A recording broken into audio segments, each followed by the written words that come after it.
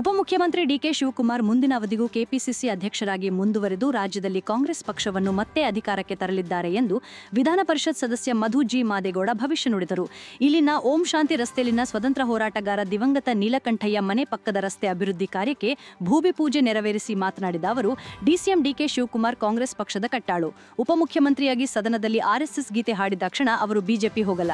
ಇದರಾಗಿ ಕೆಲವರು ತಪ್ಪು ಹುಡುಕುವ ಕೆಲಸ ಮಾಡುತ್ತಿದ್ದಾರೆ. ಮುಖ್ಯಮಂತ್ರಿ ಸಿದ್ದರಾಮಯ್ಯ ಮತ್ತು ಡಿಕೆ ಶಿವಕುಮಾರ್ ನೇತೃತ್ವದ ಸರ್ಕಾರ ರಾಜ್ಯವನ್ನು ಅಭಿವೃದ್ಧಿಯತ್ತ ಕೊಂಡೊಯ್ಯುತ್ತಿದ್ದಾರೆ ಎಂದರು.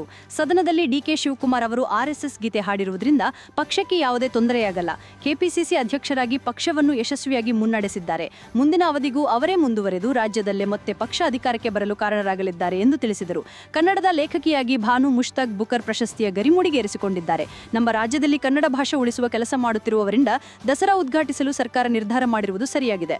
ಆದರೆ ಪ್ರತಿ ಬಾರಿಯೂ ವಿರೋಧ ಪಕ್ಷಗಳು ಆಡಳಿತ ಪಕ್ಷ ಏನೇ ಮಾಡಿದರೂ ಟೀಕೆ ವಿರೋಧ ಮಾಡುವುದು ಸಹಜ ಎಂದು ಟೀಕಿಸಿದರು. ಮದ್ದೂರು ತಾಲೂಕು ಬರ್ತೀವಿ ಅಥವಾ ಓವರಾಲ್ ಮೈಸೂರು ಒಟ್ಟು ಈಗಾಗಲೇ 3 ವರ್ಷ ಆಗಿದೆ. 6 ಕೋಟಿ ರೂಪಾಯಿ ಅಷ್ಟು ಅನುದಾನ ಬಂದಿದೆ. 6 ಕೋಟಿ ರೂಪಾಯಿಯನ್ನು ನಾವು ಮುಂದೆ ಎಷ್ಟು ಇನ್ನೊಂದು 6 ಕೋಟಿ ರೂಪಾಯಿ ಬರ್ತದೆ. ಈ ಸಂದರ್ಭದಲ್ಲಿ ಗ್ರಾಪಂ ಅಧ್ಯಕ್ಷೆ ಸೌಭಾಗ್ಯ ರಾಮಣ್ಣ, ಮಾಜಿ ಅಧ್ಯಕ್ಷ ಚಿಕ್ಕ ವೆಂಕಟೇಗೌಡ, ಪಿಡಿಒ ಸುಧಾ, ಸದಸ್ಯರಾದ ಕೆಟಿ ಶ್ರೀನಿವಾಸ್, ಕೆವಿ ಶ್ರೀನಿವಾಸ್ ಕುಳ್ಳಪ್ಪ, ಭಾರತಿ ಮುಖಂಡರಾದ ಹಾಗಲಹಳ್ಳಿ ಪುಟ್ಟಸ್ವಾಮಿ, ಕೆ ಕಬ್ಬಾಳಯ್ಯ, ಸಿಮೆಂಟ್ ವೆಂಕಟೇಶ್, ಕೆಂಚಸ್ವಾಮಿ, ಜಗದೀಶ್ ಗೊಪ್ಪೆಸ್ವಾಮಿ ಸೇರಿದಂತೆ ಮತ್ತಿತರಿದ್ದರು.